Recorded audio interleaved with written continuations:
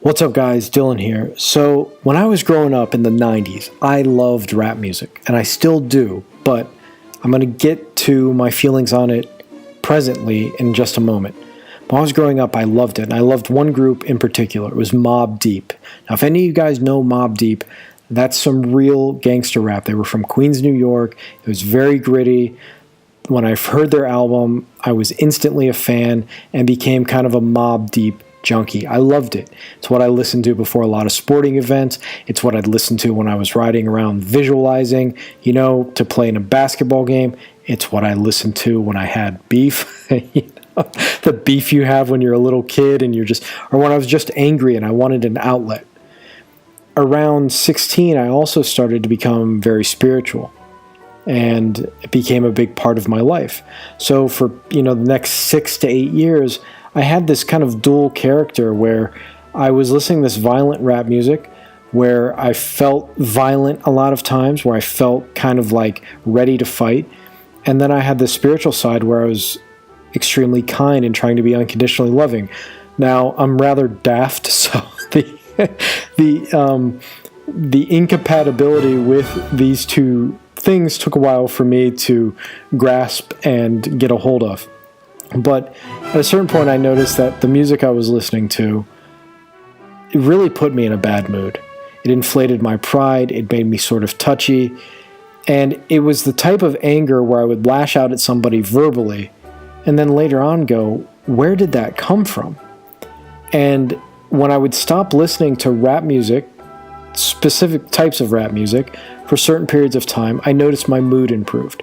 Now, if you study psychology, if you study spirituality in any sense of the word, you realize that what you put into your mind verbally tends to impact how you feel. It's why we pray. It's why we might read certain scriptures. It's why we read self-help, because we believe the words we put in, the ideas we put in, mean something.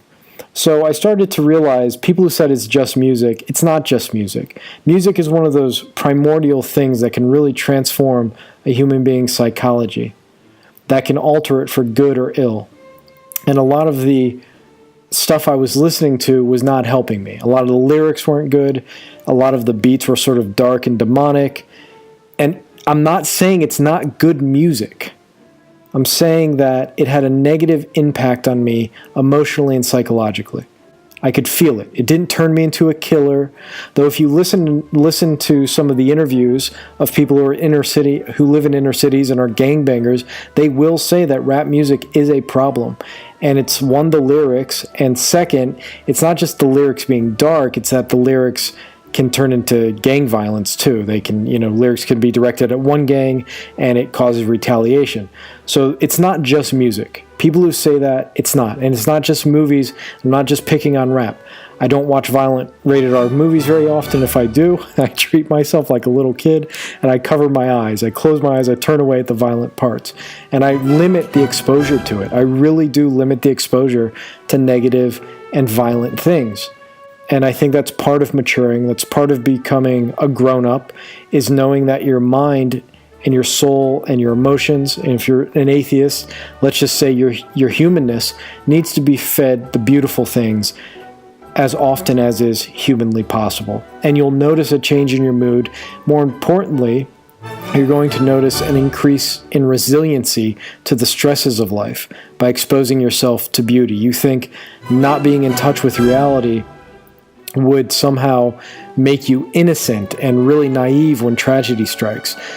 But in fact, the more you surround yourself with beauty and beautiful music and movies and entertainment and people, well, when tragedy hits, you seem to have a reservoir of resiliency there. And you take things better. And you know where to go. You know where to go when those bad things happen.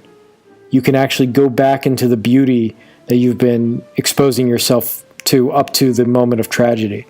So when something bad happens, I retreat to beauty. Now, why am I telling you all of this? Well, I'm telling you all of this because there's something really good in a lot of rap music and music in general. So it's not just going to be rap music that I do these series with, but it's going to be a lot of forms of entertainment, and not all of it may be in its entirety healthy or salubrious. What do I mean by that? What I mean is, when I listen to rap songs, and I've always wanted to do this, I'm eventually going to make a book out of this, I thought there's so many little snippets of positive quotes that if you take it out of the song, just that quote by itself is inspirational. Do you know what I mean? So let's start today with a MOBB DEEP quote. Okay, it's from one of their songs, and you can find the lyrics below if you want to look at it. I wouldn't recommend listening to the whole song. I think it's too violent. I think it's too dark. I think it leads you down a bad path. That's not to say they're not immensely talented.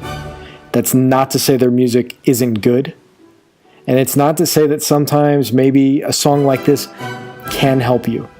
But I think even if it can help you, there's other things you could do that would help you more. But there's one quote in MOBB DEEP that I really liked, and it's this. It's, "When worse comes to worse, my peoples come first."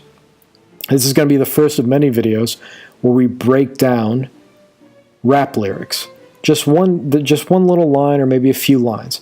"When worse comes to worse, my peoples come first." It's a very powerful line if you think about it. Now, what's that mean? When tragedy strikes in your life or in a friend's life, well, everything stops. You go help those that are closest to you. Let's say somebody in your family gets sick, gets cancer. When worse comes to worse, they come first. Not your dreams, not your goals, but them. If you have somebody who just went through a major breakup, a friend who went through a major breakup, when worse comes to worse, your peoples come first.